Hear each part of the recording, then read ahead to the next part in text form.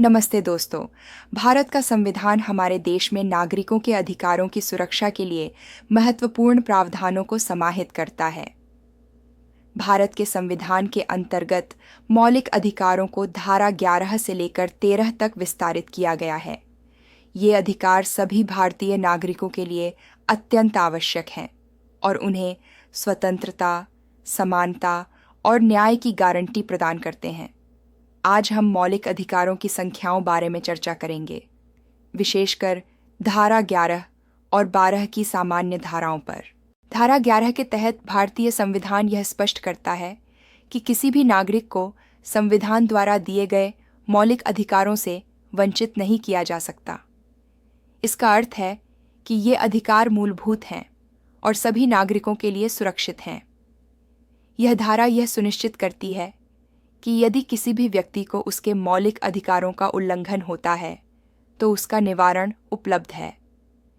इस संदर्भ में न्यायालयों का भी एक महत्वपूर्ण रोल है, क्योंकि वे संविधान के प्रावधानों के अनुसार न्याय प्रदान करते हैं।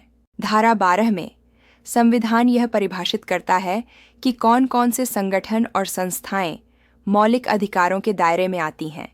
ये संस्थाएं केवल सरकारी संस्थाएं नहीं होती, बल्कि निजी संस्थाएं भी इस श्रेणी में आती हैं। इसका मतलब यह है कि यदि किसी निजी संगठन द्वारा मौलिक अधिकारों का उल्लंघन किया जाता है तो भी नागरिक न्याय की अपेक्षा रख सकते हैं। यह प्रावधान नागरिकों को एक मजबूत आधार प्रदान करता है जिससे वे सत्यापन और न्याय की गुहार कर सकते हैं। इन धाराओं के माध्यम से संविधान जनहित को प्राथमिकता देता है और यह सुनिश्चित करता है कि सभी नागरिक अपने अधिकारों की रक्षा कर सकें। मौलिक अधिकारों का संरक्षण एक स्वस्थ लोकतंत्र का आधार है। नागरिकों को अपने अधिकारों के प्रति जागरूक रहना आवश्यक है ताकि वे अपने अधिकारों की रक्षा कर सकें और किसी भी प्रकार के उल्लंघन के खिलाफ आवाज उठा सकें। इस प्रकार धारा 11 और 12 का अभिप्राय और प्रावधान भारत के नागरिकों को उनके मौलिक अधिकारों की सुरक्षा और संरक्षित करने का एक महत्वपूर्ण ढांचा प्रदान करते हैं। हमें यह समझना चाहिए कि हमारे अधिकार केवल कागज पर नहीं, बल्कि वास्तविकता में भी हमारे जीवन का हिस्सा है।